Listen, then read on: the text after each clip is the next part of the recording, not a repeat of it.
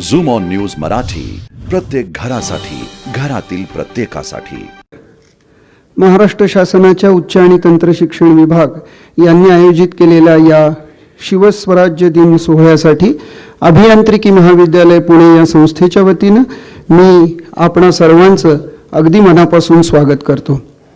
आजच्या या कार्यक्रमाची सुरुवात करण्यासाठी मी आपल्या सर्व मान्यवरांचं इथे स्वागत करतो आणि आदरणीय नीलमताई गोरे यांना विनंती करतो की त्या आणि सर्व मान्यवरांनी दीपप्रज्वलन आणि शिवाजी महाराजांच्या पुतळ्याला पुष्पहार अर्पण करून आजच्या या छोट्या कार्यक्रमाची सुरुवात करावी. त्यांच्याबरोबर आहेत पुण्याचे लाडके खासदार गिरीशजी बापट, माननीय मंत्री उच्च व तंत्र शिक्षण विभाग उदयजी सामंत सर, प्राध्यापक नितीनजी भानुगडे पाटील साहेब, श्री धनराज माने संचालक उच्च व तंत्र शिक्षण. आपल्या या कार्यक्रमासाठी आणि इथून पुढल्या सगळ्या वाटचालींसाठी, संकल्पांसाठी शिवाजी महाराजांचे आशीर्वाद आणि कृपादृष्टी आपल्याला लाभावी ही आपल्या सर्वांच्या वतीनं मी प्रार्थना करतो.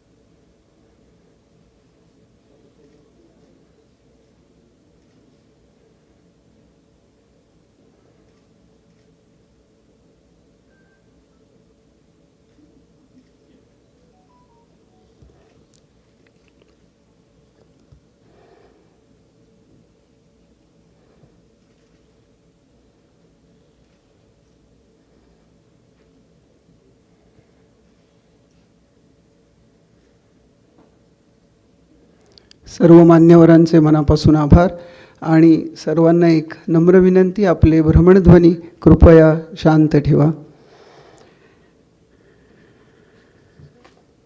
ज्येष्ठ शुद्ध त्रयोदशी शके 1596 म्हणजे आजपासून केवळ 374 वर्ष आपण मागे डोकावलो तर महाराष्ट्रातल्या प्रत्येकाचा डोळ्यात प्राण आणून ज्या क्षणाची तो उत्कंठेनं वाट पाहत होता, तो परमोच्च आनंदाचा, स्वाभिमानाचा आणि पराकोटीच्या प्रतिष्ठेचा क्षण असा अगदी समोर येऊन ठेपला होता. कारण आज रयतेचा राजा सिंहासनाधीश्वर होणार होता.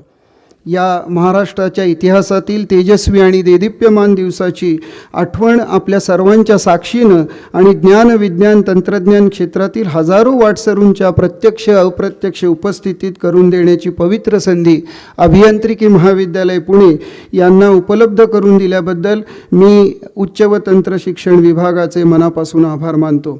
या कार्यक्रमासाठी आवर्जून उपस्थित असलेल्या सर्व मान्यवरांचं स्वागत आणि सत्कार संस्थेच्या वतीने करावा अशी विनंती मी आदरणीय प्रतापरावजी पवार सरांना करतो. त्यात यापूर्वी आपण सर्वांनी कृपया राष्ट्रगीतासाठी सज्ज व्हावं.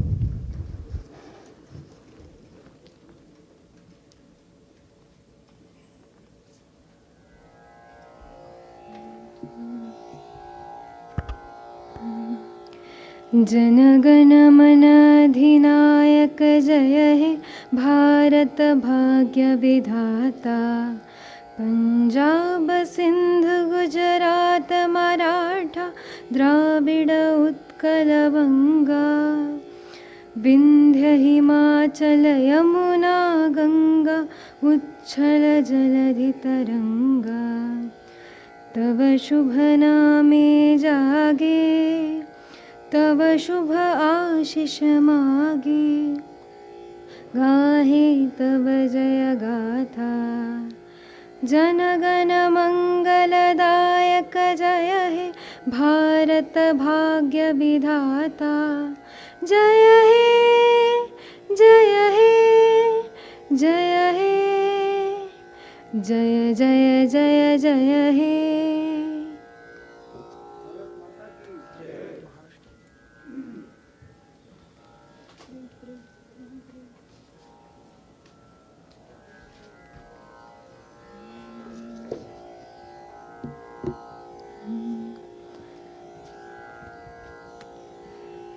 बहुअसूत सुंदर संपन्न की महा बहुअसूत सुंदर संपन्न की महा प्रिय मुचा एक महाराष्ट्र देश हा प्रिय मुचा एक महाराष्ट्र देश हा गगनभेदी गिरिविणणुनच जिथे उणे आकांक्षा पुढती जिथे गगन ठेंगणे अटकेवर जेथील त्या तुरंगी जल पिणे तेथडे काय जलाशयन दाविणे पौरुषासी अटक गमे पौरुषासी अटक गमे जेथ दुस्सहा प्रिया मुचा एक महाराष्ट्र देश हा प्रिया मुचा एक महाराष्ट्र देश हा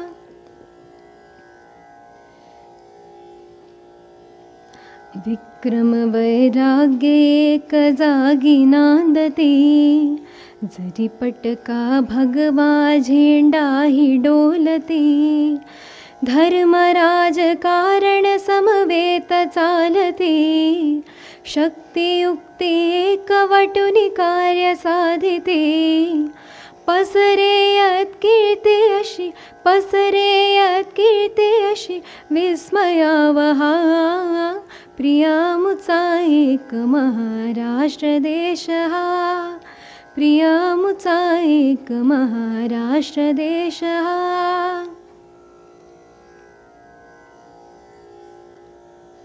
गीत मराठ्याचे हे श्रवणी मुखी असो स्फूर्ती दीप्ती धृती जेथ अंतरी ठसो वचनी लेखनी ही मराठी गिरा दिसो सतत महाराष्ट्र धर्म मर्म मनी वसो देह पडो तत्कारणी देह पडो तत्कारणी ही असे स्पृहा प्रिया मुचा एक महाराष्ट्र देश हा प्रिया मुचा एक महाराष्ट्र देश हा प्रिया मुचा एक महाराष्ट्र देश हा।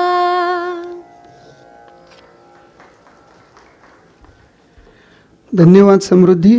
आता यानंतर सर्व मान्यवरांचं स्वागत करण्याची विनंती मी आदरणीय प्रतापरावजी पवार सरांना करतो। आपल्या या कार्यक्रमासाठी आवर्जून उपस्थित असलेल्या माननीय उपसभापती विधान परिषद महाराष्ट्र शासन नीलमताई गोऱ्हे मॅडम,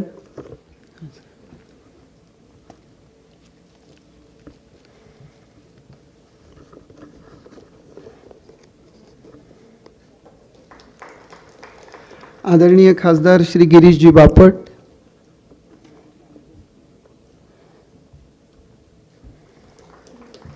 माननीय मंत्री महोदय उच्च व तंत्र शिक्षण विभाग श्री उदयजी सामंत सर,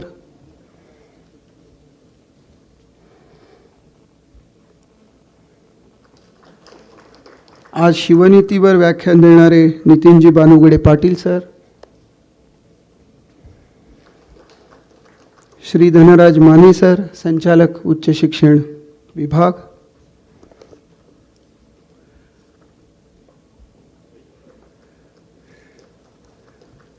सर्वांचे मनापासून आभार।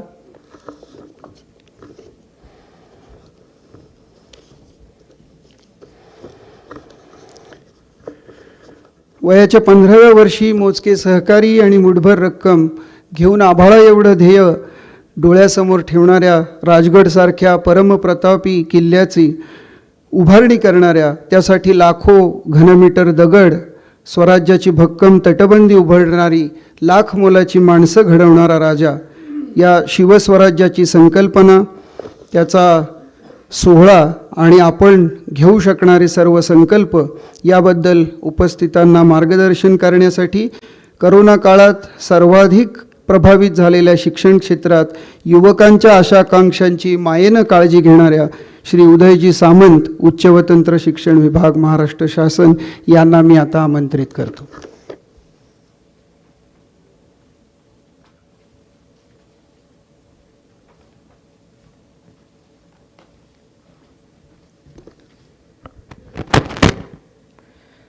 आजच्या पवित्र दिनी व्यासपीठावर असलेल्या विधान परिषदेच्या सन्माननीय सभापती नीलमताई गोरे,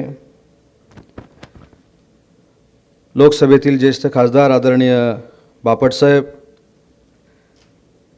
शिवचरित्रावर जे व्याख्यान देणार आहेत ते माझे मित्र आदरणीय नितीन सर,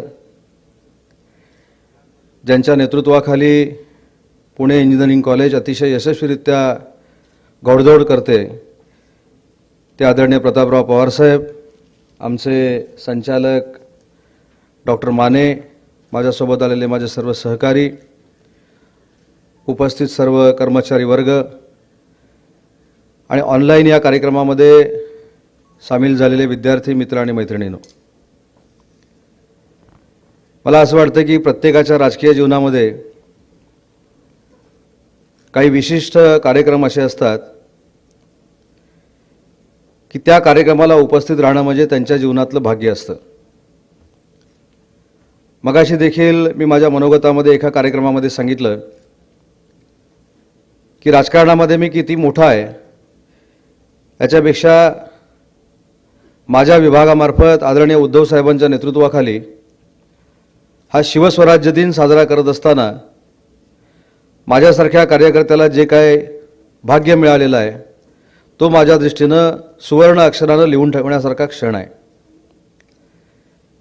कारण ज्यांच्यामुळं आपण आज वावरतो त्या छत्रपती शिवरायांचा राज्याभिषेक 6 जून 1674 साली झाला. माझ्यापेक्षा नितीन सर याच्यावर चांगलं सांगतील की अनेकांची आशा होती, अनेकांची मागणी होती की हा दिवस प्रत्येक शाळेमध्ये, प्रत्येक कॉलेजमध्ये, प्रत्येक कार्यालयामध्ये हा साजरा केला गेला पाहिजे. कारण हिंदवी स्वराज्याची स्थापना करण्याची संकल्पना घेऊन राजेंनी आपल्याला दिशा दिली आणि आजही त्यांच्या त्या मार्गदर्शक तत्वावर आपण वाटचाल करतोय. आणि मला असं वाटतं की या विभागाचा कार्यभाग मी स्वीकारल्यानंतर काही वेळा पुण्यात देखील येण्याचा योग आला. काही लोकांनी मला मार्गदर्शन केलं आणि बापटसाहेब सांगितलं की हा दिवस जो आहे हा शिवस्वराज्य दिन म्हणून जर आपण प्रत्येक विद्यालयामध्ये, महाविद्यालयामध्ये, प्रायव्हेट कॉलेजेसमध्ये आणि विशेषतः प्रायव्हेट युनिव्हर्सिटीमध्ये जर साजरा केला तर शिवछत्रपतींचं चरित्र हे कायमस्वरूपी दीपस्तंभाप्रमाणे आपल्या महाराष्ट्रातल्या विद्यार्थ्यांच्या समोर तसंच राहील. काही लोकांनी या दिवसाचा राष्ट्रीय सण म्हणून उल्लेख केला. मला असं वाटतं की राष्ट्रीय सण हा दिवस बनण्याची ही पहिली पायरी आहे, पहिलं पाऊल आहे आणि ते महाविकास आघाडीच्या सरकारनं उद्धव ठाकरे साहेबांच्या नेतृत्वाखाली टाकलेलं आहे. कारण माझ्यासारखा कार्यकर्ता ज्यावेळी मंत्री म्हणून काम करतो ते मगाशी देखील मी सांगितलं की आम्हाला सगळ्या मंत्रिमंडळातल्या सहकाऱ्यांना त्यांचे निर्णय घेण्याची मुभा दिलेली आहे. मी ज्यावेळी साहेबांना हे सांगितलं की साहेब आपल्याला शिवस्वराज्य दिन प्रत्येक कॉलेजमध्ये सुरू करायचा आहे ते आदरणीय मुख्यमंत्री महोदयांनी मला सांगितलं की सुरू करायचं नाही, 6 जूनच्या अगोदर त्याचा GR निघाला पाहिजे आणि कोविडच्या सगळ्या गोष्टींचं पालन करून याच 6 जूनला हा कार्यक्रम प्रत्येक युनिव्हर्सिटीमध्ये साजरा झाला पाहिजे. आज मला आमच्या पुणे विद्यापीठाच्या म्हणजे सावित्रीबाई फुले विद्यापीठाच्या कुलगुरूंचा देखील निरोप मिळाला आणि मला बरं वाटलं की मला त्यांनी असं निरोप पाठवला की या कार्यक्रमाला मी उशिरा येणार आहे कारण माझ्याकडे देखील शिवस्वराज्य दिनाचा कार्यक्रम तिथं होतो आणि त्या कार्यक्रमाला मला तिथं उपस्थित राहणं हे गरजेचं आहे. याचा अर्थ प्रत्येक विद्यापीठामध्ये शिवस्वराज्य दिन आज साजरा केला जातोय ही आपल्या सगळ्या महाराष्ट्रातल्या महिला भगिनींसाठी, विद्यार्थ्यांसाठी, विद्यार्थींसाठी सगळ्यांसाठी अतिशय महत्त्वाची बाब आहे. आज देखील आम्ही SSPMA मध्ये गुढी उभारली. निलमताई देखील त्या ठिकाणी उपस्थित होत्या.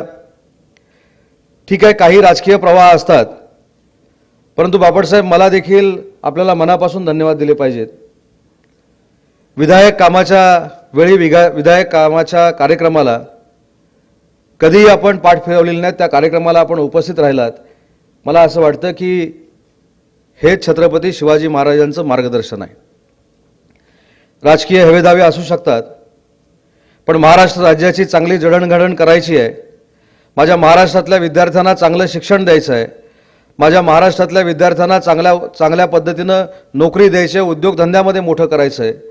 त्यावेळी सगळ्यांनी पक्ष बाजूला ठेवून एकत्र आलं पाहिजे, मतभेद बाजूला ठेवून एकत्र आलं पाहिजे. आणि मला असं वाटतं की या व्यासपीठाचा आदर्श प्रत्येक जिल्ह्यामध्ये आणि महाराष्ट्रामध्ये जर घेतला गेला तर छत्रपती शिवाजी महाराजांना अभिप्रेत असलेलं राज्य हे यायला वेळ लागणार नाही. आणि म्हणून हे शिवस्वराज्य दिन जाहीर करण्याची संकल्पना ज्यांनी मला दिली त्यांचं देखील हे मनापासूनचं श्रेय आहे. मला माझ्या विद्यार्थी आणि विद्यार्थिनींना एवढीच विनंती करायची आहे. अनेक लोकांनी याचं कौतुक केलं, काही लोकांनी त्याच्यावर टीका टिप्पणी देखील केली, परंतु माझा हेतू स्पष्ट आहे की महाराष्ट्र राज्य असेल, आपला देश असेल, हा छत्रपती शिवाजी महाराजांच्या आदर्शावर चालतो. छत्रपती शिवरायांनी जे काय आदर्श निर्माण केले, जे काही नियम त्यावेळी घातले, त्या नियमाचा आदर्श प्रत्येक देशातल्या राज्यांनी जर घेतला तर मला असं वाटतं की जनतेला अभिप्रेत असलेलं राज्य प्रत्येक देशाच्या राज्यामध्ये येऊ शकतं. आणि त्याचंच एक पाऊल महाराष्ट्र सरकारनं या महाराष्ट्रामध्ये टाकलं आहे. आज आपण कोविडचे नियम पाळून हा कार्यक्रम साजरा करतोय, पण पुढच्या वर्षी आपण आशा करूया आणि ईश्वरचरणी प्रार्थना करूया की हा कोविड नष्ट झालेला असला पाहिजे.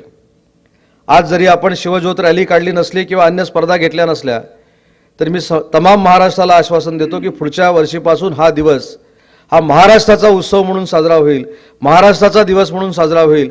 आणि महाराष्ट्रीयन विद्यार्थी जे आहेत, परराज्यातनं आलेले विद्यार्थी जे आहेत आणि किंबहुना परदेशातनं आलेले देखील जे विद्यार्थी आहेत ते देखील छत्रपती शिवाजी महाराजांचा राज्याभिषेक दिवस हा शिवस्वराज्य दिन म्हणून साजरा करतील आणि आपल्या देशामध्ये जाऊन सांगतील की आमचा राजा किती महान होता, याची प्रचिती पूर्ण जगाला आणून देतील.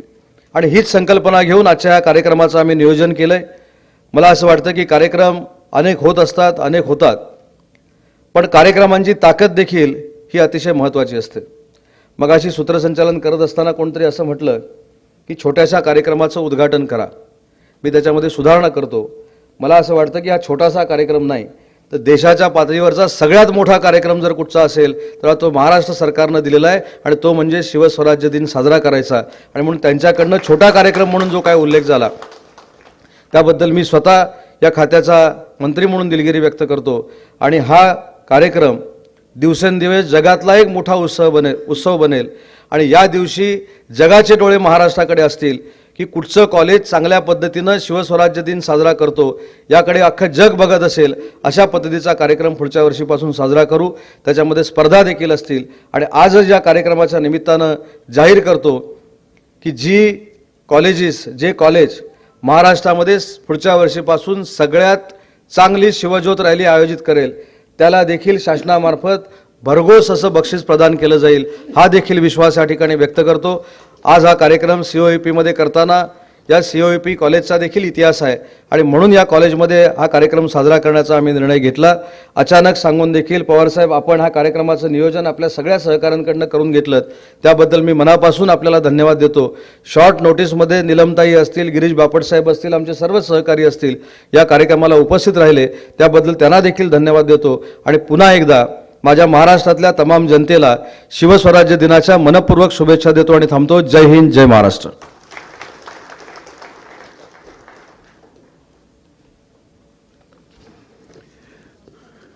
धन्यवाद सर.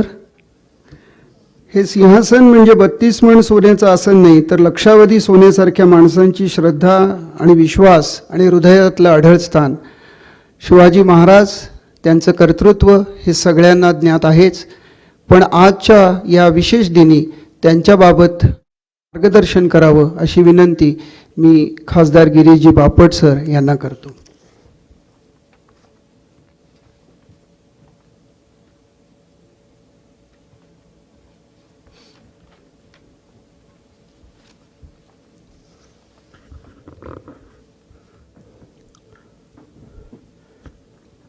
छत्रपती शिवाजी महाराजांना मानाचा मुजरा करून नतमस्तक होऊन आजच्या ह्या कार्यक्रमाला आमच्या सहकारी आणि अनेक वर्ष आम्ही पुण्यात मुंबईत बरोबर काम केलं, विधान परिषदेच्या उपसभापती मान्य नीलमताई, मंत्री म्हणून खात्याचं काम करत असताना सत्ता कुठल्याही पक्षाची असो, पण सगळ्यांना बरोबर घेऊन काम करण्याची सवय ही कमी असते, ती जास्ती असायला पाहिजे. आणि म्हणून पुण्यात जेव्हा उदयजी येतात तेव्हा ते न विसरता प्रतापराव मला कार्यक्रमाचं निमंत्रण देतात आणि मीही त्यांचा मान राखून सर्व कार्यक्रमांना उपस्थित राहत असतो. असे या खात्याचे मंत्री मान्य उदयजी सावंत, ज्यांनी पूर्ण महाराष्ट्राच्या बाहेरही छत्रपतींचा इतिहास पोचवला, असे प्राध्यापक नितीनजी बालगुडे, त्याचप्रमाणे पुण्यामध्ये अनेक विधायक कामात ज्यांचा सक्रिय भाग असतो आणि मदत असते, नुसतंच मार्गदर्शन नाही तर मदत असते. मला वाटतं कमीत कमी 100 संस्था अशा असतील की जिथे प्रतापराव काम बघतात आणि फार चांगल्या पद्धतीनं बघतात. इंजिनिअरिंग कॉलेजच्या संदर्भात कायम खटपट करत असतात. कॉलेजला कसा फायदा होईल किंवा कॉलेजचा कशी वृद्धी होईल याकडे ते लक्ष देत असतात. त्याचप्रमाणे आमचे धनराजजी माने, उपस्थित विद्यार्थी बंधू भगिनी, प्राध्यापक वर्ग आणि सर्वांना, खरं तर नितीनजींचं भाषण मी याच्या आधी अनेक वेळेला ऐकलेलं आहे एक श्रोता म्हणून, पण माणसाला एकदा भाषण ऐकलं की दुसऱ्यांदा कंटाळा येतो. पण त्यांचं भाषण एकदा ऐकलं की परत पुढे केव्हा ऐकेन अशी उत्सुकता मनाला राहते. आणि म्हणून अत्यंत अभ्यासपूर्ण आणि शिवाजी महाराज लोकांच्या मनापर्यंत पोचवण्याचं काम नितीनजींनी केलं. आज ह्या निमित्ताने मी राज्य सरकारला धन्यवाद देईन.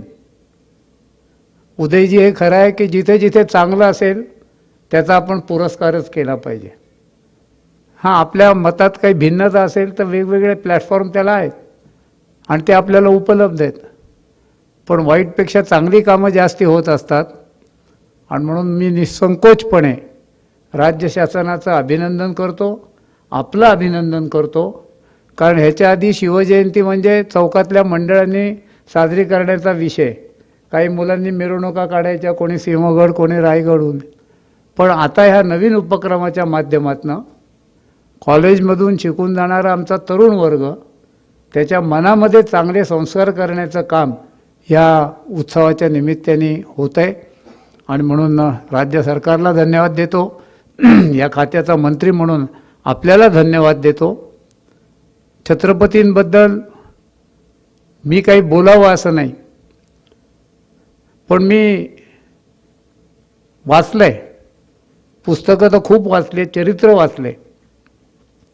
जगाच्या इतिहासामध्ये एवढ्या विपरीत परिस्थितीत सगळ्यांवर मात करून, म्हणजे छत्रपतीजींना महाराजांना स्वकीयांशी पण लढावं लागलं, परकीयांशी तर ते लढतच होते. मोगलाईचं आक्रमण असो, डच लोकही आले होते, पोर्तुगालही आले होते, इंग्रजही व्यापाराच्या निमित्ताने घुसले होते. आणि अशा या भीषण परिस्थितीमध्ये स्वतःजवळ पैसा नाही, स्वतःला त्यांना कोणी राजा मानायला तयार नव्हतं, संपत्ती नाही, सैन्य नाही, पण एक मनाचा पक्का विचार आणि दृढ निश्चय ह्याच्या बळावर महाराजांनी शिवस्वराज्य मी स्थापन करीन, राज्याभिषेक करून घेतला. ही जगातली एक आगळी वेगळी गोष्ट आहे. आणि म्हणून ह्या देशाला एक कायमचा इतिहास ज्यांनी निर्माण करून दिला, अशा शिवछत्रपतींच्या निमित्ताने आपण सगळेजण एकत्र जमतो. एकच शेवटचा मुद्दा सांगतो आणि माझं बोलणं संपवतो. छत्रपती शिवाजी महाराज तर मोठे होतेच, आदरणीय होते. त्यांचे विचार त्यांचा आचार, त्यांची काम करण्याची पद्धत, म्हणजे समुद्राच्या संदर्भामधलं नियोजन आज आत्ता आपण पाहतो की कशी लढाई चालली आहे समुद्रावरची. आग्र्यांसारख्यांना बरोबर घेऊन त्यांनी दळ स्थापन केलं आणि संपूर्ण समुद्रावर आपलं साम्राज्य कसं होईल याचा विचार केला. त्यांच्याकडे निधी नव्हता, त्यांच्याकडे बजेट नव्हतं, त्यांच्याकडे पैसा नव्हता, पण त्यांच्याकडे पैशापेक्षाही मोठी माणसं होती आणि त्या माणसांना हाताशी धरून त्यांनी ही सगळी लढाई जिंकली. आणि म्हणून शिवाजी महाराज नेहमी म्हणायचे की माझा मावळा जोपर्यंत माझ्याबरोबर आहे तोपर्यंत मी जगातल्या कुठल्याही शक्तीला घाबरत नाही. आणि आपण इतिहास पाहिला बाजीप्रभू देशपांडेंपासून की 5-5 हजार जण अतिक्रमण करून जरी आले तरी त्याला 500-500 मावळे हे परत पाठवत असत, त्यांचा पराजय करत असत. मी जेव्हा जेव्हा छत्रपती शिवाजी महाराजांचं नाव घेतो तेव्हा एकच विचार माझ्या मनामध्ये येतो की महाराष्ट्र थोर होते, मोठे होते, विद्वान होते, चांगले राजे होते. आम्ही त्यांचं गुणगान गातो, ते गायलाच पाहिजे, त्यातून आम्हाला स्फूर्ती मिळते. पण मित्रांनो, एक विचार आपण केला पाहिजे की महाराजांचं त्यावेळचं सगळं आयुष्य, विपरीत परिस्थिती ह्याच्यामध्ये ते डगमगले नाहीत. आणि म्हणून महाराजांचा आदर्श आपल्यासमोर ठेवत असताना त्यांच्यात अनेकविध गुण होते, गुणांची खाण होती ती. माझ्यात एक तरी गुण काही आहे का, आणि तो नसेल तर तो कसा मी आणीन, आणि असेल तर तो कसा वाढवीन, आणि ह्या देशाकरता आणि समाजाकरता माझं सर्वस्व कसं अर्पण करीन, हा विचार आपण जर केला तर खऱ्या अर्थाने छत्रपतींचं स्मरण आपण केलं असं होईल. कारण छत्रपती शिवाजी महाराज की जय हे म्हणणं सोपं आहे, ते आपण म्हणतोय आणि ते म्हणलंच पाहिजे कारण त्यातून आपल्याला स्फूर्ती मिळते. पण छत्रपतींच्या जीवनाचा आदर्श समोर ठेवून त्यांच्यातल्या अनेक गुणातला एक गुण माझ्यामध्ये येऊन तो मी समाजाकरता अर्पण करीन, ही भावना आपण जर आपल्यामध्ये निर्माण केली, समाजामध्ये निर्माण केली. आणि उदयजी, आता आजच्या ह्या कार्यक्रमामुळे अनेक कॉलेजच्या विद्यार्थ्यांना, त्यांना छत्रपती माहिती आहे, त्यांना इतिहास माहिती आहे, पण आज त्यांना सहभाग करून घेण्याचं एक ऐतिहासिक काम आपण केलं, त्याबद्दल आपल्यालाही धन्यवाद देतो. आणि शिवाजी महाराजांचा आदर्श आपल्या डोळ्यापुढे ठेवून, जरी स्वराज्य मिळालं असलं तरी सुराज्य अजून मिळालेलं नाही. अनेकविध संकट आपल्या पुढे आहेत. जसं आता कोरोनाचं संकट आलं, कोणाला माहिती होतं काय आहे ते, पण देश डगमगला नाही. पंतप्रधान नरेंद्र मोदींच्या नेतृत्वाखाली आणि राज्यामध्ये माननीय मुख्यमंत्री उद्धवजींच्या नेतृत्वाखाली आपण त्याला लढलो आणि लढलं पाहिजे. अशा वेळेला पक्ष, जात, पात, धर्म सगळं बाजूला ठेवून मानवतेच्या दृष्टिकोनातून देशाच्या रक्षणाकरता आपण सगळेजण एक होऊया, हीच प्रतिज्ञा आजच्या दिवशी आपण करू. मी पुन्हा एकदा छत्रपती शिवाजी महाराजांना वंदन करतो आणि माझं बोलणं थांबवतो. जय हिंद, जय महाराष्ट्र. धन्यवाद सर. या कार्यक्रमाच्या निमित्ताने जे अधिष्ठान आता होत आहे त्याला आपल्या शुभेच्छा अतिशय मोलाच्या आहेत. शिवराज्य दिनाची जी अनेक वैशिष्ट्ये आहेत त्यामध्ये शिवराज्याभिषेक, शक निर्मिती, देवनागरी मजकुराची नाणी, अष्टप्रधान सल्लागारांची नेमणूक, राजव्यवहार कोश आणि अशा अनेक गोष्टी आहेत. पण त्यातली सगळ्यात महत्त्वाची गोष्ट म्हणजे माता माऊलींची सुरक्षा आणि स्वाभिमान जपण्याची हमी. महिलांच्या सुरक्षेबाबत आणि त्यांच्या न्यायाबाबत जागरूक असणारं व्यक्तिमत्व म्हणजे विधान परिषदेच्या उपसभापती डॉक्टर नीलमताई गोरे, त्यांना मी आता मार्गदर्शन करण्यासाठी आमंत्रित करतो.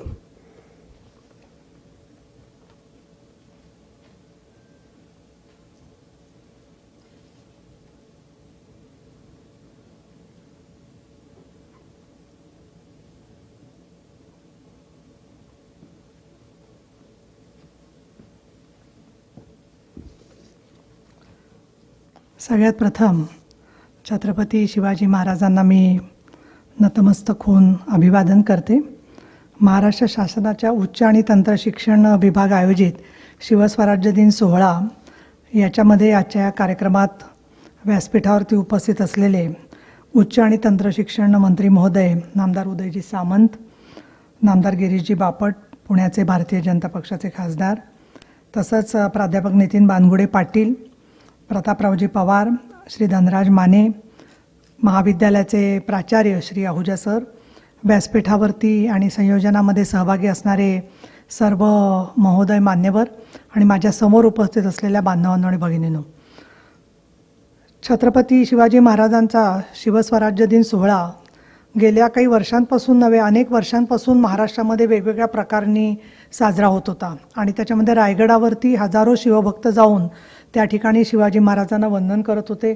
आपणही कार्यक्रम घेत होतो, वेगवेगळ्या ठिकाणी कार्यक्रम होत होते. अनेक दुर्ग किल्ल्यांवरती सश्रद्ध लोक, शिवाजी महाराजांना मानणारी जनता ही जात होती आणि प्रत्येक ठिकाणी छत्रपती शिवाजी महाराजांच्याबद्दल मनामध्ये आदर निश्चित आहे. परंतु आपण बघतो आहे की एका बाजूला कोविडचं संकट तर दुसरीकडे जागतिकीकरण, माध्यमांचं जागतिकीकरण, त्याच्यामध्ये तरुण विद्यार्थिनींसमोर असणारी अनेक जागतिकीकरणाच्या बद्दलचं नातं जोडलं जाणं. अशा वेळेला छत्रपती शिवाजी महाराज फक्त लोकल किंवा स्थानिक नसून ते ग्लोबल तर वैश्विक महाराज आहेत याचा संदेश जाण्याच्या दृष्टिकोनातून हे महाराष्ट्र सरकारचं पाऊल हे ऐतिहासिक स्वरूपाचं आहे. आणि म्हणून महाराष्ट्राचे मुख्यमंत्री नामदार उद्धवजी ठाकरे, उपमुख्यमंत्री अजितराव पवार, उदयजी सामंत आणि सगळ्या मंत्रिमंडळाचे मनापासून मी आभार मानते.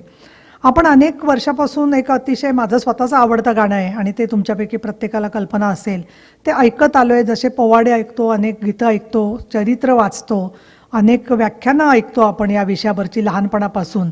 किंबहुना छत्रपती शिवाजी महाराज हे नाव आणि त्यांचं कार्य माहीत नाही अशी व्यक्ती कोणी महाराष्ट्रातलीच नसेल, तर महाराष्ट्राबाहेरचे सुद्धा जे व्यक्तिमत्व आलेले आहेत त्या सगळ्यांना त्यांचं कार्य आणि त्यांच्या कार्याचा गौरव सातत्याने आपण केलेला दिसून येतो. स्वराज्य तोरण चढे मराठी, पाऊलं पडते पुढे, त्याच्यामध्ये गरजती तोफांचे चौघडे.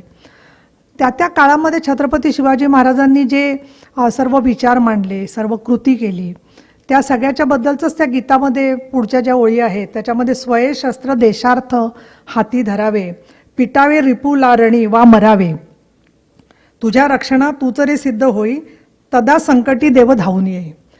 म्हटलं तर आजच्या परिस्थितीतल्या कोरोनाच्या सुद्धा परिस्थितीला लागू पडेल असं हे वाक्य आहे की स्वतःचं स्वतः रक्षण करायला पाहिजे. आणि त्याचबरोबर रिपू म्हणजे शत्रूला समोर देत असताना आज फार मोठा वेगवेगळ्या पद्धतीने विचार चाललेला आहे की कशा प्रकारे ही आली व्हायरस आणि त्याच्यातून काय मार्ग काढता येईल. या सगळ्या पार्श्वभूमीवरती मला वैशिष्ट्य याचं वाटतं की उदयजी सामंत आपण आला तिथे आणि पुण्यामध्ये हा कार्यक्रम छत्रपती शिवाजी मेमोरियल प्रांगणामध्येही झाला. त्या ठिकाणी आपण गुढी उभारली, तिथे आपण उपस्थित होता. तिथे मालोजीराजे भोसले आणि त्यांचे सर्व सहकारी श्री अमितजी गायकवाड सर्व उपस्थित होते आणि इथेही आपण कार्यक्रमासाठी म्हणून खास वेळ दिला. त्याच्याबद्दल मी आपले विशेष आभारी यासाठी आहे की पुणे शहराचा इतिहास जो आहे तो संपूर्णपणे छत्रपती शिवाजी महाराजांच्या अस्तित्वाच्या बरोबर गुंफलेला इतिहास आहे. आणि ज्या शहरावरती गाढवाचा रांगर फिरवण्याचा मनसुबा घेऊन अनेक लोक आले आणि गेले, पण त्यांना या ठिकाणी पुण्यनगरीमध्ये विशेषतः पुण्याच्या ग्रामीण भागामधला जो मावळ मुळशीचं खोरं आहे त्याच्यातल्या अनेक गडकिल्ल्यांमधून, आज आमचे रमेश कोंडे इकडे आलेले आहेत, असे अनेक जे पदाधिकारी आहेत आजचे, त्यांना प्रत्येक गावागावामध्ये आपण बघतो की दुर्गांवरती लोक जातात, तिथे छत्रपती शिवाजी महाराजांची पूजा करतात. परंतु माननीय मुख्यमंत्री उद्धवजी ठाकरे फक्त त्याच्यावर थांबले नाही आहेत, तर दुर्ग किल्ल्यांचं रक्षण होण्याच्या दृष्टिकोनातूनही खास कार्यक्रम हाती घेण्यात आलेला आहे. आणि जेणेकरून त्यांचं पुनर्जीवन असेल, त्यातलं पावित्र्य जपण्याचं असेल, काही पुरातत्व विभागाच्या बद्दलच्या काही अडचणी असतील, त्यातून मार्ग काढण्याचं सुद्धा काम महाराष्ट्र शासन करत आहे. आजच्या या कार्यक्रमामधून काय साध्य झालं हा प्रश्न काही लोक विचारू शकतात, कारण अनेक जणांनी त्याच्यात टीकेचा उल्लेख करू नये असं म्हणाले सामंतसाहेब, ते बरोबर आहे. परंतु काही जणांचं म्हणणं आहे की भगवा ध्वज का फडकवला. आता मला कळत नाही की रंगाचा अर्थसुद्धा कळत नसेल तर भगवाची काही कोणाचं वैर नाही आहे, आपल्या तिरंग्यामध्येही भगवा रंग आहे. अशा वेळेला गुढी उभारली, भगवा ध्वज फडकवला, या सगळ्यामधून खरं सांगायचं तर आपण छत्रपती शिवाजी महाराजांचा गौरव करत असताना स्वतःचं रक्षण करतोय, एवढी सुद्धा गोष्ट माणसाच्या लक्षात येऊ नये. विशेषतः महिलांच्या संदर्भात तर मी असं म्हणेन की छत्रपती शिवाजी महाराज नसते तर आज या महाराष्ट्राचा फक्त भूगोल बदलला गेला असता असं नाही, तर इतिहास आणि आजचे आपले सगळ्यांचे जी श्रद्धास्थान आहेत त्याचं सुद्धा काय झालं असतं याच्याबद्दल सुद्धा प्रश्न पडतो.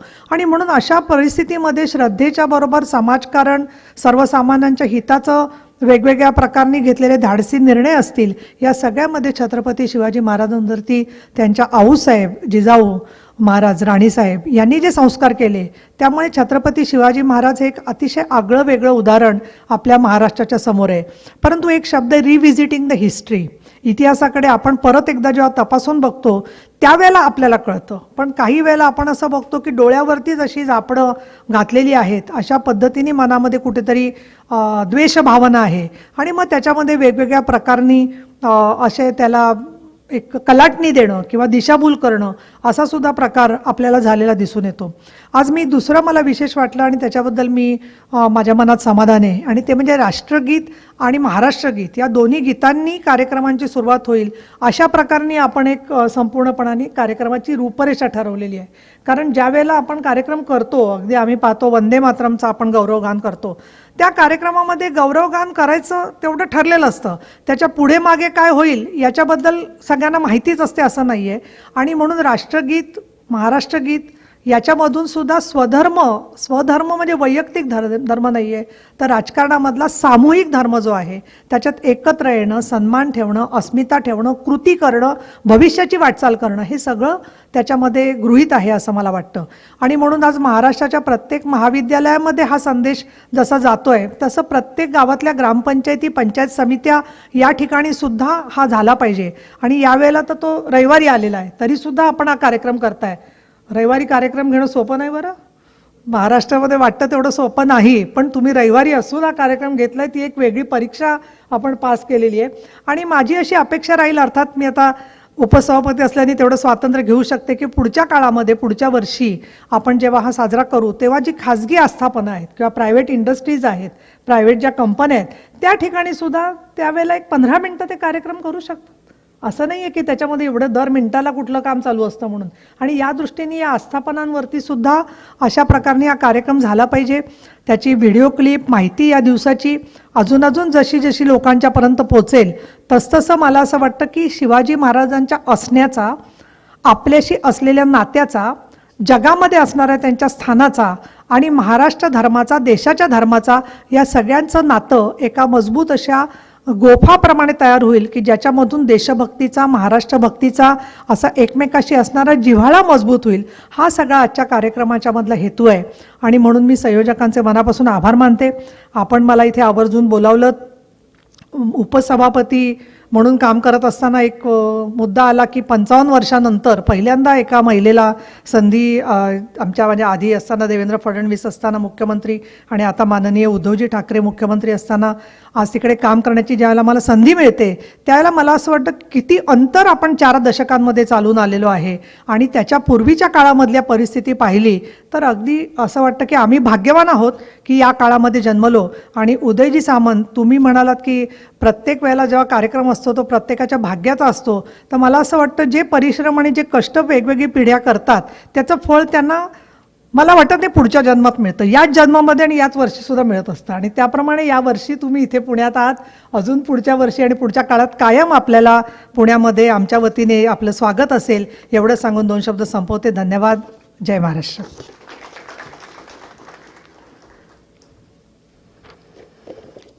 धन्यवाद मॅडम आणि मनापासून आभार. आपल्या शुभेच्छा, आशीर्वाद आणि प्रेरणादायी शब्द आमच्यासाठी महत्त्वाचे आहेत. आता यानंतर आजच्या कार्यक्रमाचं एक मुख्य आकर्षण असलेलं एक व्याख्यान, शिवव्याख्यान.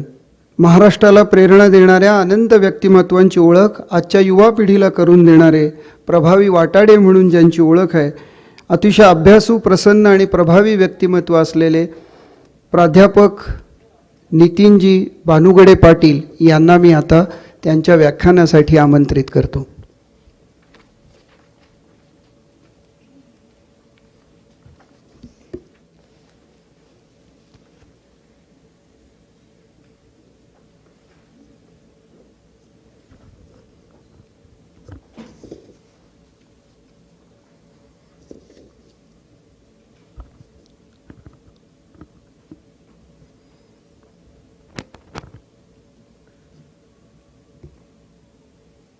महाराष्ट्र शासनाच्या उच्च व तंत्र शिक्षण विभागाच्या वतीने आयोजित आजच्या या शिवस्वराज्य दिन सोहळ्याच्या निमित्तानं या ठिकाणी उपस्थित असलेल्या विधान परिषदेच्या उपसभापती सन्मान्य नीलमताई गोरे, उच्च व तंत्र शिक्षण मंत्री सन्मान्य उदयजी सामंत, आदरणीय खासदार गिरीजी बापट, सन्मान्य प्रतापरावजी पवार, धनराजजी माने, मंचावर आणि मंचासमोर उपस्थित असलेले आपण सर्व,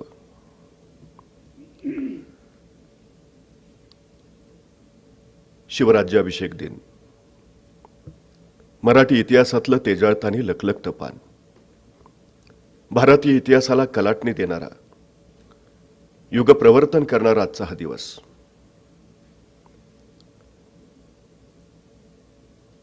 खर तर स्वराज्य हा महामंत्र शिवरानेतल्या मावळ्यांच्या मनामनामध्ये पेरला आणि नवचैतन्यानं इथली मनं सळसळली. शौर्याचं पराक्रमाचं वादळ सह्याद्रीच्या दऱ्याखोऱ्यामध्ये घुमू लागलं आणि रयतेला अपेक्षित असणारं स्वराज्य सह्याद्रीच्या कुशीत नांदू लागलं. अविरत संघर्ष आणि बलाढ्य संकट यांच्याशी झुंज घेत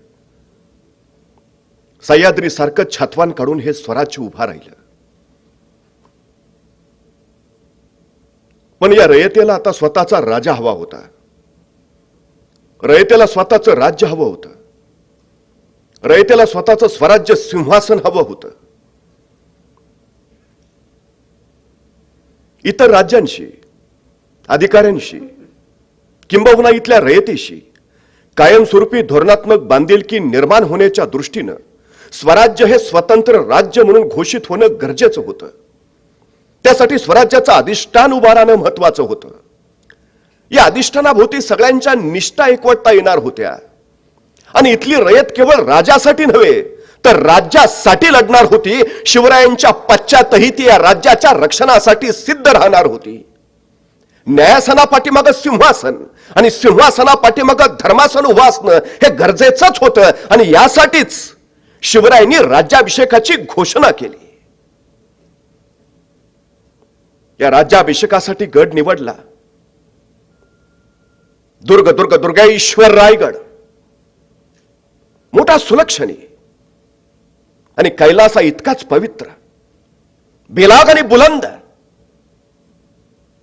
या वार्त्यानं रायगड तर अगदी आनंदानं चिंब झाला, नाहून निघाला. शतकानुशतकाचा पारतंत्र्याचा अंधार आता हटणार होता आणि रायगडाच्या माथ्यावर स्वातंत्र्याचा सूर्य प्रकटणार होता. रायगडावर सज्जता चालू झाली. 12 महाल 18 कारखाने सज्ज झाले. भव्य शाम्याने उभारले जाऊ लागले. रामजी दत्तो सुवर्ण सिंहासन घडवू लागला. राज्याभिषेकाचा सोहळा रायगडावर 9 दिवस चालणार होता. राजे कुलस्वामींनी महनमंगल तुळजाभवानीचं दर्शन घेण्यासाठी प्रतापगडावर निघाले. देवीचं दर्शन घेतलं. महाराष्ट्र धर्म रक्षणाची शपथ घेतली आणि भवानी मातेचे आशीर्वाद घेऊन राजे रायगडावर परतले. रायगडावर तोवर सारा माणूसमेळ जमला होता. देशोदेशीचे निमंत्रक प्रतिनिधी उपस्थित झाले होते. इंग्रजी सत्तेचे प्रतिनिधी हेनरी ऑक्झेंडेन, फ्रेंच, डच, पोर्तुगीज, विजापूरच्या आदिलशाहीचे, भागानगरच्या कुतुबशाहीचे सगळे प्रतिनिधी उपस्थित होते आणि स्वराज्याचे सरदार ते तर केव्हाच हजर झाले होते. कोण धांदल उडाली होती सगळ्यांची. हंबीराव मोहिते, फिरंगोजी, आनंदराव, येसाजी कंखीरावजी, फर्जंद मदारी, मेहतर, नागोजी, जेधे, सगळी रयत आतुरली होती स्वराज्याचं सिंहासन उभं राहताना पाहण्यासाठी. सारी रयत आतुरली होती आपले राजे सिंहासनारूढ होताना पाहण्यासाठी. रायगडावर सज्जता चालू झाली. 4 जून 1674 एकादशी उजाडली. राजांची सुवर्ण तुला झाली. इतर अनेक तुलाविधी झाले. तुलाविधीतल्या या सगळ्या वस्तू दान म्हणून देण्यात आल्या. महाराजांनी यावेळी प्रचंड दानधर्म केला. मासाहेब जिजाऊ हे सारं भरल्या डोळ्यांनी पाहत होत्या. हे सारं शहाजी राजे आणि मासाहेबांचं संकल्पित होतं. स्वराज्य हे तर त्यांचं काळीचं स्वप्न. आतापर्यंत पराक्रम गाजवणारे आपला पराक्रम फक्त पातशाहीच्या तख्तासाठी घालवायचं. आपलं शौर्य त्या बादशाहांच्या पायाशी ठेवायचं. तुमचा पराक्रम गरजत राहील, पण रयतेचं काय? त्या रयतेचं राज्य उभा राहील? हा पराक्रम, हे शौर्य रयतेच्या राज्यासाठी का नाही? मासाहेबांनी चेतवलेलं स्फुल्लिंग आता चेतलं होतं आणि त्यातूनच हे स्वराज्य उभा राहिलं होतं. मासाहेब जिजाऊंच्या सोबत पुण्याला येताना शुभाराजांना शहाजीराजांनी एक मुद्रा दिली. प्रतिपत्य चंद्रलेखे व वर्धेष्णु विश्ववंदिता शाहसनो शुभसस्या मुद्रा भद्राय राजते. शहाजीराजांनी दिलेली हीच मुद्रा राज्याभिषेकाच्या वेळी महाराज आता छत्रपती म्हणून धारण करणार होते. शहाजीराजांनी त्यावेळी शुभाराजांना भगवा ध्वज दिला होता. हाच भगवा ध्वज आता राज्याभिषेकाच्या वेळी स्वराज्याचा राष्ट्रीय ध्वज होणार होता. त्यावेळी शहाजीराजांनी एक छोटं मंत्रिमंडळही दिलं होतं महाराजांकडे. हेच छोटं मंत्रिमंडळ आता राज्याभिषेकाच्या वेळी अष्टप्रधान मंडळात रूपांतरित होणार होतं. मासाहेब हे सारं पाहत होत्या. 5 जून 1674 द्वादशी उजाडली. रायगडावर गुढ्या उभारल्या गेल्या, तोरणं बांधली गेली, रायगड फुलांनी सजला. माणूसमेळ आतुरला होता, आनंदला होता. हजारो वर्षानंतर हा स्वातंत्र्य दिन उगवत होता. सायंकाळी राज्याभिषेकाचे विधी सुरू झाले. सूर्योदयाला 3 घटिका बाकी असताना राजे राज्यारोहण करणार होते. राजे समंत्रक आसंदीवर आरोहण करते झाले. पाठोपाठ महाराणी सोयराबाई, युवराजे संभाजीराजे येऊन बसले. गागा भट्टांच्या सूचनेनुसार अष्टप्रधानांनी आपापल्या जागा घेतल्या. पूर्वेला मोरोपंत पेशवे तुपाचा स्वर्ण कलश घेऊन उभा राहिले. दक्षिणेला सरसेनापती हंबीरराव मोहिते दुधाचा कलश सावरते झाले. अष्ट दिशांना अष्टप्रधान उभा राहिले आणि अभिषेक सुरू झाला. गंगा, यमुना, गोदावरी, कृष्णा, कावेरी, सिंधू, शरयू या 7 नद्यांचा अभिषेक महाराजांना झाला. समुद्र जलाचाही अभिषेक झाला. मध्यरात्री अभिषेक संपले. महाराज, महाराणी आणि युवराज यांना सुवासिनींनी पंचारतीनं ओवाळलं. राज्य उभा राहत होतं. जुल्म जबरदस्ती संपवणार, गुलामगिरी नष्ट करणार, रयतेच्या डोईवर सुखाचं छत्र ठेवणार, सर्वांस पोटास लावणार. स्त्री म्हणजे स्वराज्याच्या देवारातील देवता.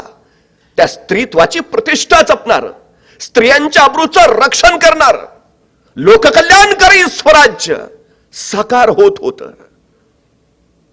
राजे स्नान करून शुभ्र वस्त्रे परिधान करते झाले. विविध अलंकार त्यांनी धारण केले. शस्त्रास्त्रांची पूजा केली.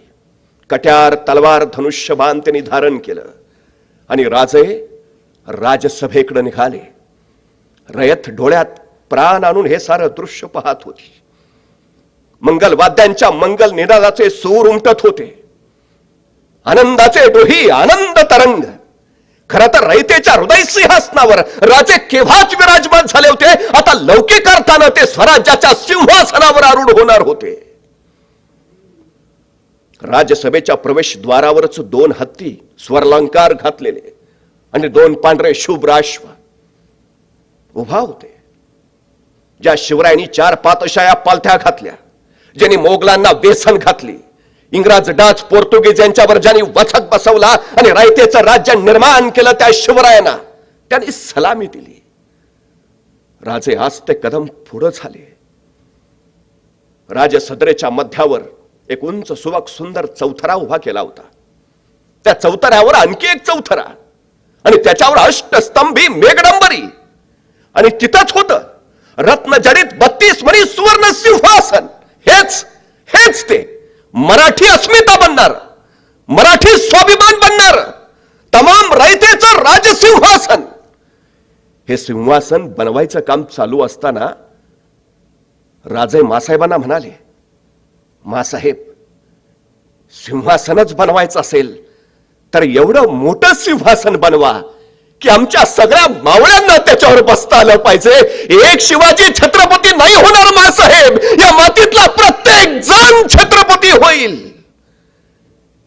हे राजसिंहासन या मातीत उगवलेल्या प्रत्येकाचं प्रतिनिधी म्हणून काम करणार होतं. इथला प्रत्येक जण छत्रपती होणार होता. या राजसिंहाच्या डाव्या बाजूला मासाहेब जिजाऊ राजस्त्रिया, तर उजव्या बाजूला मंत्रीगण आणि आप्तस्वकीयांच्या बैठकीची व्यवस्था केलेली. राजे आस्ते कदम चौथऱ्याच्या पायऱ्या चढते झाले. मंत्रोच्चार चालू होता, घोषणा सुरूच होत्या. त्या मंत्रघोषातच गागा भट्टांनी सुवर्ण राजदंड राजांच्या हाती दिला. तो सुवर्ण राजदंड राजांनी मस्तकी लावला. उजवा गुडगा जमिनीवर टेकून राजांनी सिंहासनाला वंदन केलं आणि अत्यंत नम्र भावानं पदस्पर्श न करता राजे सिंहासनारोहण करते झाले. राजे वीरासनामध्ये सिंहासनारूढ झाले. मंत्रघोष थांबला आणि गागा भट्टांची घोषणा दुमदुमली.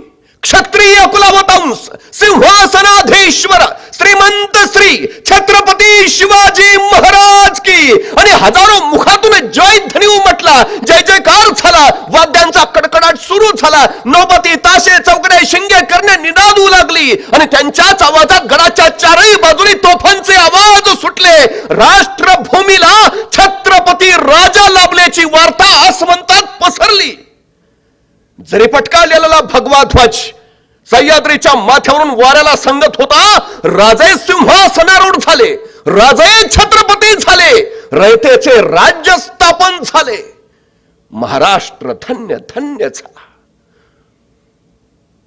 चोहो बाजूनी सोनं चांदी फुलांचा वर्षाव घडू लागला.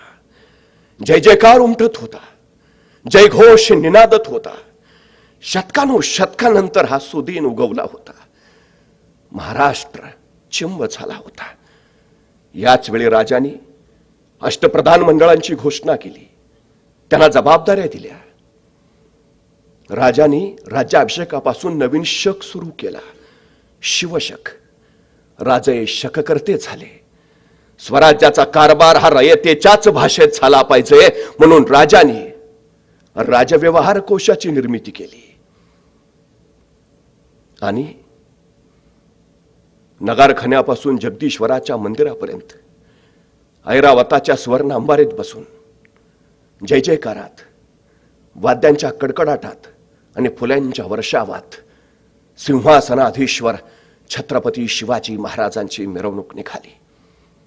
हे दृश्य विलोभनीय होतं, असामान्य होतं, अलौकिक होतं. याची देही, याची डोळा पाहिलेलं स्वप्न आता प्रत्यक्षात आलं होतं.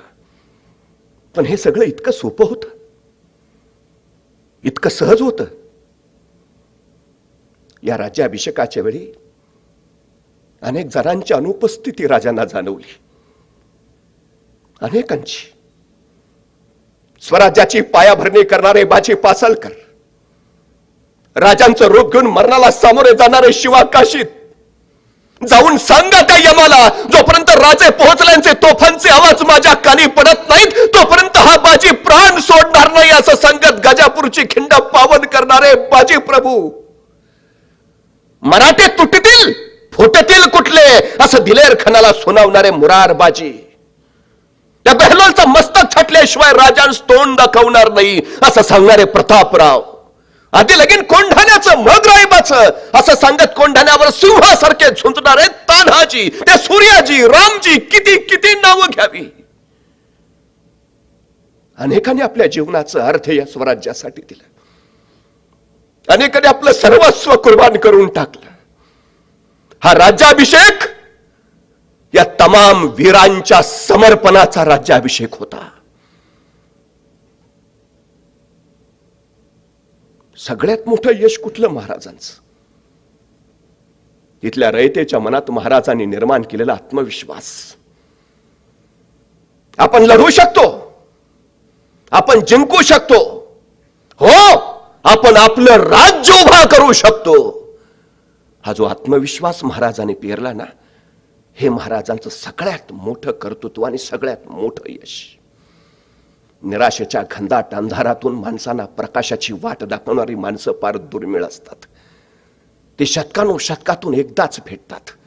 शिवराय हे असं व्यक्तित्व होतं, ज्याने अंधाराच्या पकाली वाहणाऱ्यांना प्रकाशाचा सूर्य नेऊन दिला, नवे निर्माण करायला लावला. नाहीतर काय अवस्था होती. किती एक संकट. अफजल खान तर मारायलाच आला होता. लाखाच्या फौजेत लाल महालात बसलेला शाहिस्ता खान अवघ्या 100 मावळ्यानिशी त्याच्यावर तुटून पडताना महाराजांना स्वतःच्या जीवाची फिकर वाटली नसेल. 3.5 लाखाची फौज घेऊन मिर्झा राजा जयसिंह आला. त्याला माहिती होतं या राजांचा जीव गडात नाही, किल्ल्यात नाही, प्रांत प्रदेशात नाही. या राजांचा जीव इथल्या रयतेत आहे. हा राजा रयतेचा का? हे राज्य रयतेचं का? मिर्झा राजे सांगतायत या राजाचा जीव रयतेत आहे. त्यांनी रयत छळायला सुरुवात केली. खुलेआम कत्तल्या रमल्या, आक्रोश खिंकाळ्या, आरोळ्या रक्ताच्या चिळकणा मुर्द्यांचे ढीग, खचले राजे. राज्य कुणासाठी? रयत वाचवावे का राज्य? आणि राजांनी निर्णय घेतला रयतच वाचली पाहिजे. रयतच वाचत नसेल तर राज्य वाचून उपयोग काय? आणि राजाने मिर्झा राजांबरोबर तह केला. पुरंदराचं 23 किल्ले त्याला द्यावे लागले. आतापर्यंत कष्टाने उभारलेला सारं मिर्झा राजाच्या हवाली करावं लागलं. शून्यातून विश्व उभारलेलं पुन्हा शून्यात. यासाठी नव्हता अट्टास केला की आपल्या हवाली करावं हे, पण रयतेसाठी महाराजांनी ते केलं. उरलं होतं काय महाराजांकडं? छोटे मोठे फक्त 14 किल्ले आणि त्याहून भयानक संकट पुढचं. मनसबदार व्हावं लागलं. औरंगजेबाच्या 50व्या वाढदिवसाला आग्र्याला जावं लागलं. आग्र्याच्या कैदेत अडकून पडावं लागलं. मला प्रश्न पडतो, सगळं मिर्झा राजाच्या हवाले केल्यावर रयत कुठल्या विश्वासानं महाराजांच्या पाठीशी राहिली? आता काय आहे यांच्याकडं? का राहावं? हा प्रश्न रयतेला पडला असेल. आता राजे तर स्वतः कैदेत अडकले. आपलं काय? आता काय करावं? रयत राजांना सोडून गेली असेल. कमावलं काय होतं राजांनी? निर्माण काय केलं होतं? हे आग्र्याच्या कैदेतून राजे सुटून आले, पण ही रयत राजांपासून बाजूला गेली नव्हती. उलट ती अधिक वेगानं, दुप्पट संख्येनं, अधिक उत्साहानं महाराजांच्या जवळ आली. पुन्हा नवी सुरुवात करूया. 1665 साली पुरंदरचा तह झाला. सगळं मिर्झाला द्यावं लागलं आणि 6 जून 1674 महाराजांचा राज्याभिषेक झाला. 14 किल्ले 9 वर्षापूर्वी हाती होते आणि 1674 साली राज्याभिषेकाच्या वेळी महाराजांकडे 360 किल्ले होते. उन्हापुऱ्या 9 वर्षात हे सगळं वैभव परत उभारलं. ही जिद्द महाराजांनी आम्हाला काय दिलं? आम्हाला ही जिद्द दिली. संकट येणारच आहेत, अडचणी उभा राहणारच आहेत, पण संकट तुम्हाला अडवायला येत नाहीत.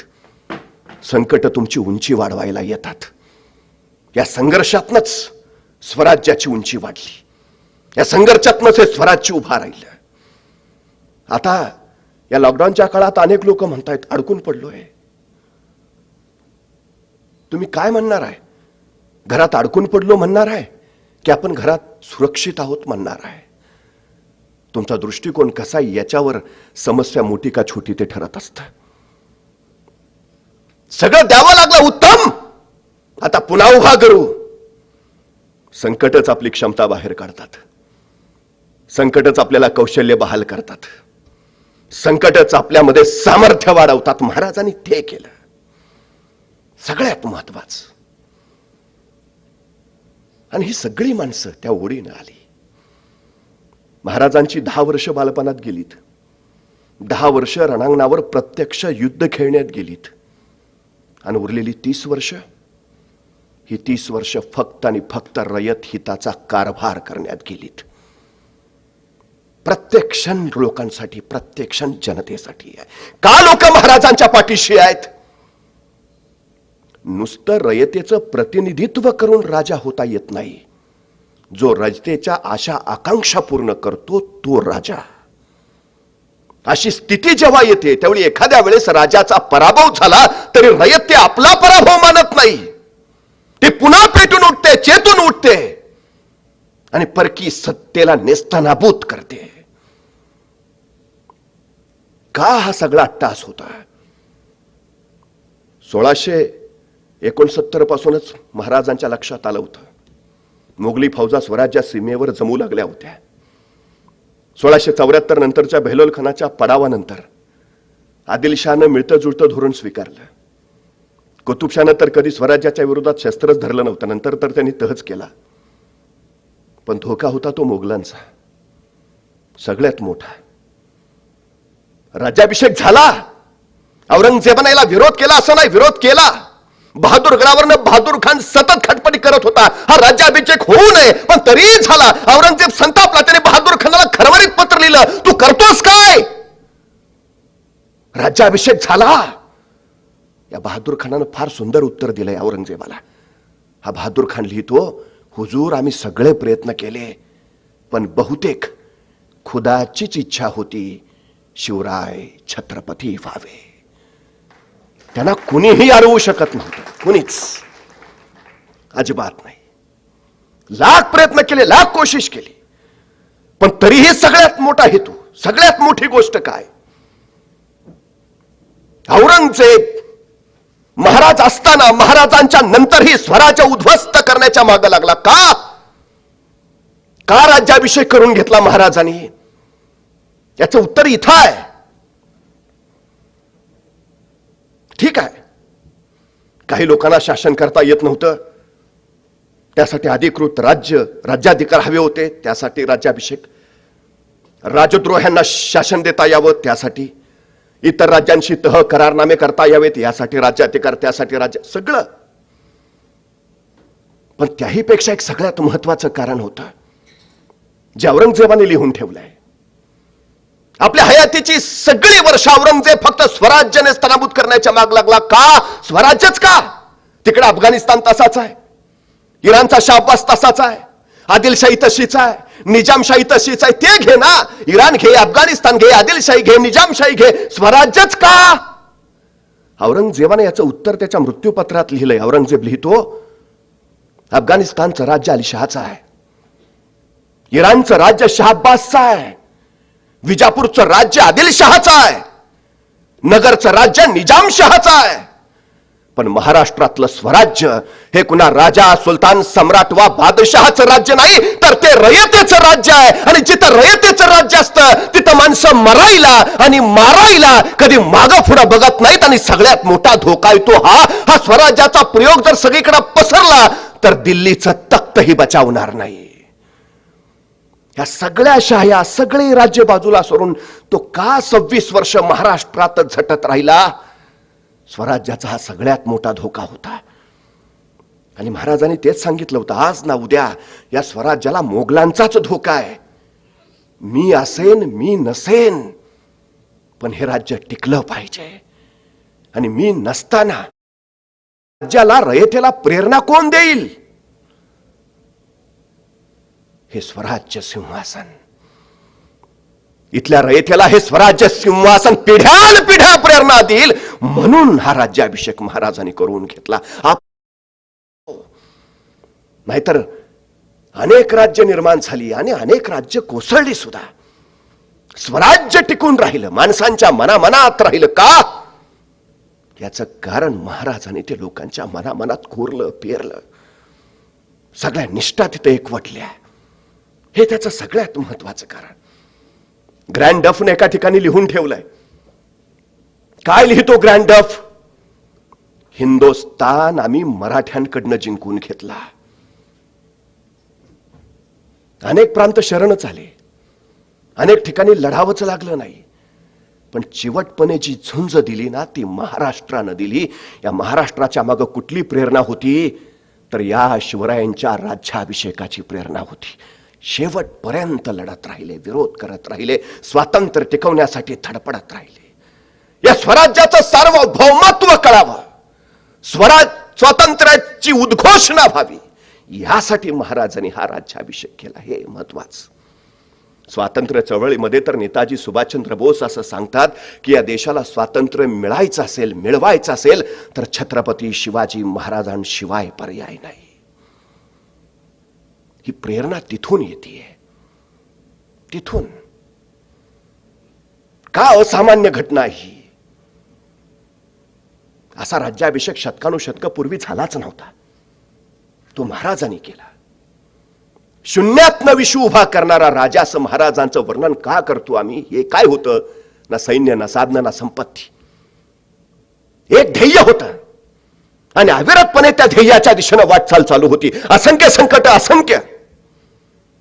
पण कितीही मोठं संकट असू दे, राजाने ध्येयाचं विस्मरण होऊ दिलं नाही. ते ध्येय पूर्णत्वाला नेलं. महाराज ही प्रेरणा देतात आम्हाला. लोकांमध्ये हे पेरलं होतं महाराजांनी. राज्याभिषेक रायगडावर झाला. हा रायगड महाराजांचे बांधकाम प्रमुख हिरोजी इंदलकरांनी बांधून काढला. रायगडाचं बांधकाम चालू असताना महाराजांनी हिरोजी इंदलकरांकडे जे जे आवश्यक होतं ते सगळं दिलं. आणि महाराज हिरोजींना म्हणाले, हिरोजी, मोहिमेवरून परत येईपर्यंत गड बांधून तयार झाला पाहिजे. आणि राजे मोहिमेवर येते झाले. हिरोजी रायगडाचं बांधकाम करू लागले. बांधकाम थोडं निम्म्याच्या वर आलं असेल आणि महाराजांनी दिलेलं सगळं धन संपलं. आता महाराज येई तो वाट बघायची. पण हिरोजीच्या कानात महाराजांचं वाक्य घुमत राहिलं, परत येई तो गड बांधून पुरा झाला पाहिजे. हिरोजींनी क्षणाचाही विचार नाही केला.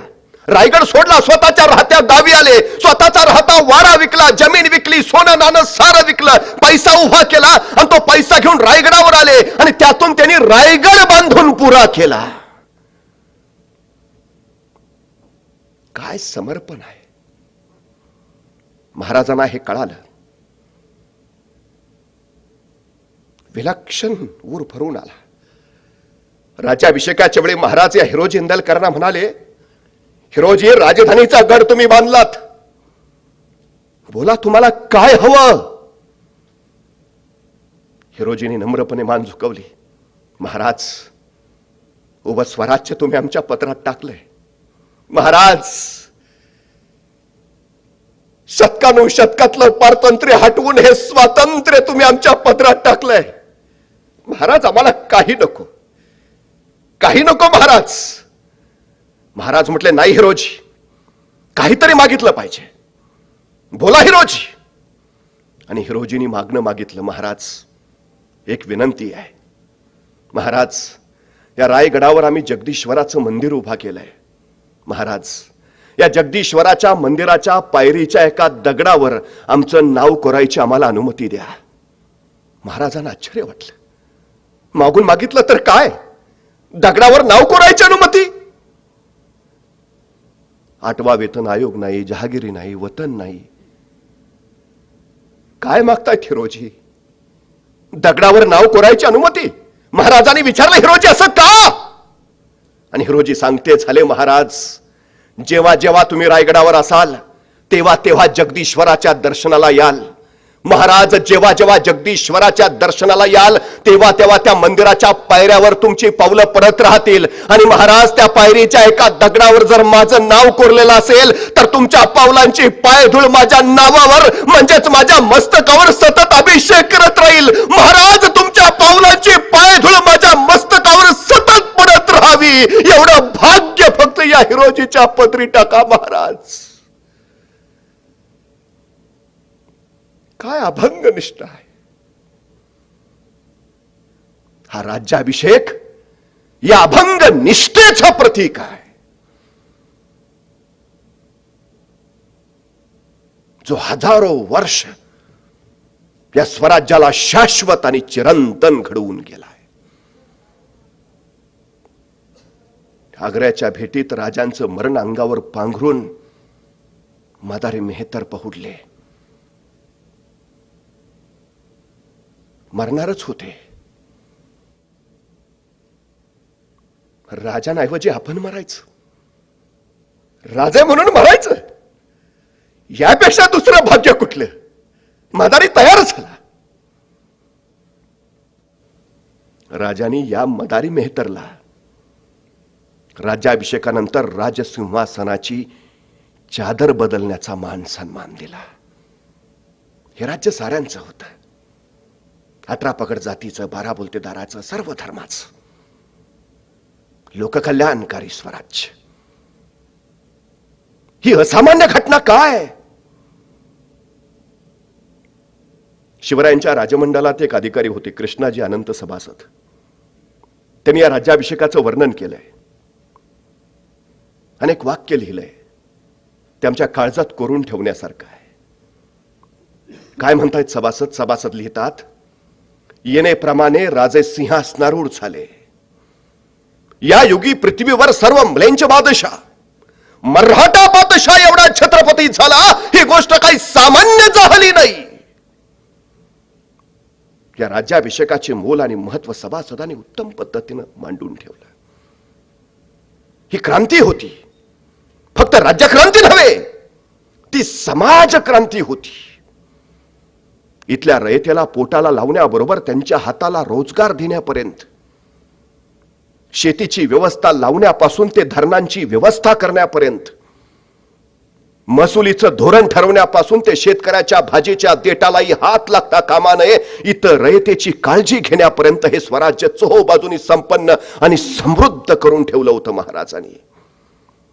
हे साऱ्यांचं राज्य होतं. आणि त्याहून सगळ्यात मोठा संदेश राजाने दिला. संकट आली म्हणून मागं फिरायचं नाही, अडचणी आल्या म्हणून वाट बदलायची नाही, लढत राहायचं, आपल्या ध्येयाचा पाठलाग करत राहायचं.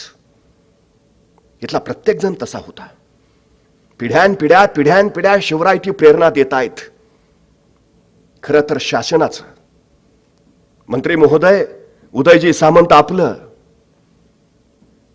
या महाविकास आघाडी सरकारचं, मुख्यमंत्री आदरणीय उद्धवजी ठाकरे यांचं, आपल्या सगळ्यांचं मनपूर्वक कौतुक अभिनंदन. का तर शिवरायांचा हा विचार नव्या पिढीपर्यंत पोहोचणं गरजेचं होतं. ती प्रेरणा महाराजांपर्यंत जाणं गरजेचं आहे. जय जयकार व्हायलाच हवा. महाराजांचं कार्य अफाट आणि मोठं आहे, पण त्याबरोबर त्यांच्या विचारांवर कृतीही व्हायला हवी. संकट किती कोसळली महाराजांवर, पण महाराज कुठेही गोंधळलेले दिसले नाहीत, क्षणभर थांबलेले, विचलित झालेले दिसले नाहीत. अवघ्या 2 लोकांसोबत शहामनात अफजल खानाचं पोट फाडायचं असू द्या, नाहीतर लाल महालात शाहिस्ता खानाच्या महालात जाऊन त्याची बोट छटायचं असू द्या, कणभर सुद्धा, तसूभर सुद्धा कुठंही जरा मागं पुढं नाही. ठामपणा किती आहे आणि सगळ्यात मोठा आत्मविश्वास किती आहे. 10 नोव्हेंबर 1659 दुपारी 2 वाजता महाराजांनी अफजल खानाचा कोतळा बाहेर काढला. महाराजांना आधीच माहिती आहे, हो आपण मारणारच आहोत, विजय आपलाच होणार आहे. खान पडल्यानंतर त्याचा सैन्य सैरावैरा पळेल. 4000 घोडे घेऊन आलाय खान. 2000 पळून जाण्यात यशस्वी होतील, किमान 2000 तरी आपल्या ताब्यात येतील. 2000 घोडी ताब्यात येतील, पण नुसती घोडी ताब्यात येऊन चालणार नाही. ते घोडी चालवणारे प्रशिक्षित घोडेस्वार सुद्धा आपल्याकडे हवेत, तर त्या घोड्यांचा आपल्याला उपयोग आहे. 10 नोव्हेंबर 1659 या दिवसाच्या 6 महिने अगोदर महाराजांनी आपल्या 2000 सैन्याला घोडेस्वारीचं प्रशिक्षण देऊन तयार करून ठेवलंय आणि त्यांना सांगितलंय 10 नोव्हेंबरला सायंकाळी 4 वाजता तुम्हाला घोडे मिळणार आहेत. बुकिंग झालेलं आहे. मिळाली घोडी. हा आत्मविश्वास आहे. हो जिंकूच शकतो, जिंकणाराच. डळमळणारी, गोंधळणारी, विचलित होणारी माणसं कधी यशस्वी होत नाहीत. जाऊ का नको जाऊ का, जमतच नाही त्यांचं. ठामपणे सामोरं जा. महाराजांनी हा संदेश दिलाय. 21,000 फौजनीशी आलेला शाहिस्ता खान चाकणच्या किल्ल्यावर 21,000 फौजनीशी कोसळला. कोण होतं तिथं? फिरंगोजी नरसाळे. फौज किती त्यांच्याकडं? 300 मावळे. 21,000 फौज घेऊन आलेला शाहिस्ता खान आणि अवघ्या 300 मावळ्यांसोबत असलेले फिरंगोजी. शर्त झाली, 300 मावळ्यांबरोबर फिरंगोजीला बेफाम टक्कर दिली, पण अखेर बळ तोकडं पडलं. चाकणचा किल्ला पडला. हत्तीच्या अंबारीत बसलेला शाहिस्ता खान किल्ल्यात आला, तर हा फिरंगोजी दोन्ही हातात शमशेर घेऊन बेफामपणे झुंजतो आहे. चित्रसेन नावाचा सरदार होता, त्यांनी सांगितलं, अरे जा जा जा, त्या सरदाराला थांबव थांबव. तो चित्रसेन पुढे झाला, रोको रोको जंग रोको, हुजूर कह रहे जंग रोको. फिरंगोजीची सरसरती शमशेर थांबली आणि त्यावेळी शाहिस्ता खान त्या फिरंगोजींना म्हणाला, अरे किल्ला आम्ही घेतलाच आहे, उगा कशाला जीव घालवतोस, जा बिनघोर जा. हे का झालं शाहिस्ता खानाच्या मनात? किल्ल्यात आत आल्यावर त्यांनी बघितलं, रात्रभर 300 मराठे माझ्या 21,000 फौजेशी लढतायत. या किल्ल्यासाठी काय आहे या किल्ल्यात? 4 भिंताड आणि 2 बुरुंज. काही खर्ची पडलेत, काही धारातीर्थी पडलेत. हे बलिदान कशासाठी? या 4 भिंताड आणि 2 बुरुजासाठी. फिरंगोजींनी सांगितलं, ही 4 भिंताड आणि 4 बुरुज नाहीत, ही आमची अस्मिता आहे, हा आमचा स्वाभिमान आहे, हा मावळ वरात फडफडता भगवा ध्वज हा आमचा श्वास आहे. तो फडफडतच राहायला हवा, यासाठी ही झुंज आहे. कौतुक वाटलं शाहिस्ता खानाला या निष्ठेच. बिनगोर जा, तुला जे हवा आहे ते इथून घेऊन जा. आणि जड पावलाने फिरंगोजी निघाला.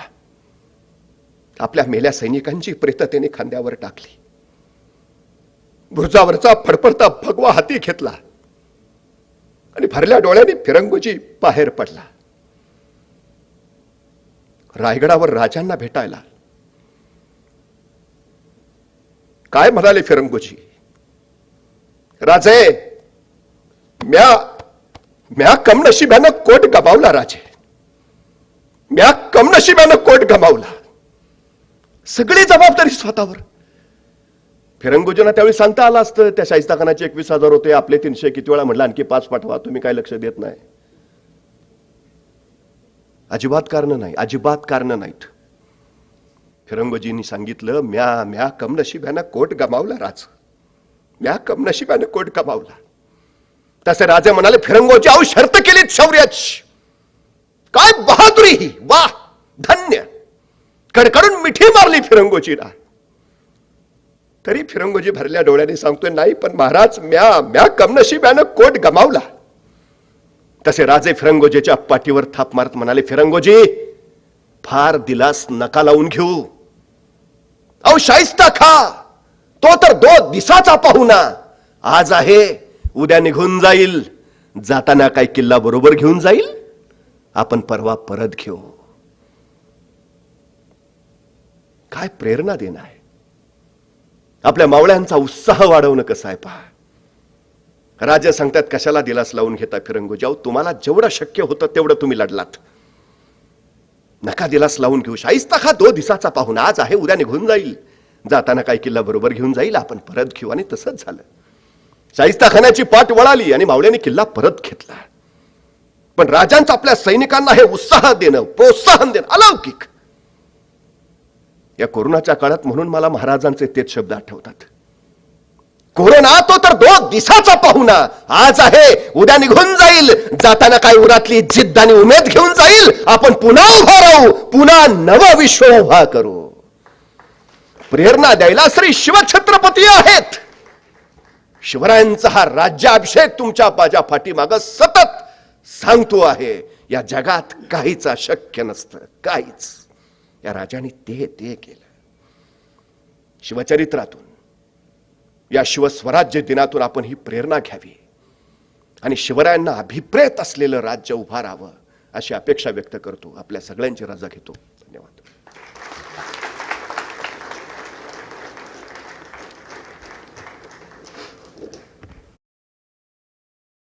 मनापासून धन्यवाद. मला वाटतं ऐकणाऱ्या सगळ्यांच्या रोमरोमात चैतन्य आणि अंगावर शहारे आले असतील, यात काही शंका नाही. आपल्या ओजस्वी वाणीनं ते सगळे सुवर्णक्षण आपल्या समोर आणून त्यांचं साक्षीदार केल्याबद्दल मी आदरणीय बानुगडे पाटील सरांचं मनापासून आभार मानतो. कार्यक्रमाच्या अखेरीस सर्वांचे मनपूर्वक आभार.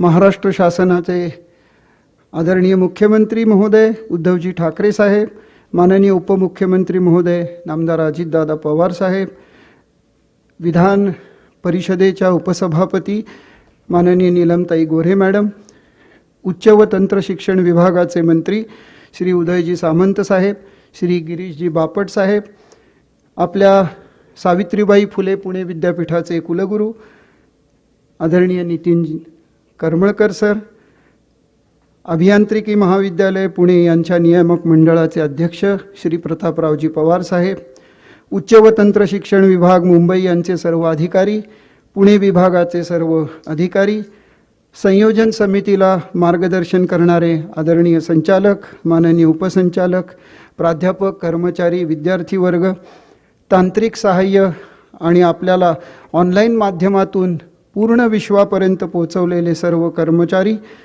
पत्रकार आणि माध्यमकर्मी आणि आजच्या या कार्यक्रमाला सर्व अकृषी विद्यापीठे, अभिमत विद्यापीठे, स्वयंसहाय्यित विद्यापीठे, अभियांत्रिकी महाविद्यालय, तंत्रनिकेतन आणि अशा अनेक शिक्षण संस्थांचे उपस्थित असलेले सर्व प्रतिनिधी यांचे मी मनापासून आभार मानतो आणि मान्यवरांच्या संमतीने आजचा कार्यक्रम संपन्न झाला असं घोषित करतो. झूम ऑन न्यूज मराठी, प्रत्येक घरासाठी, घरातील प्रत्येकासाठी.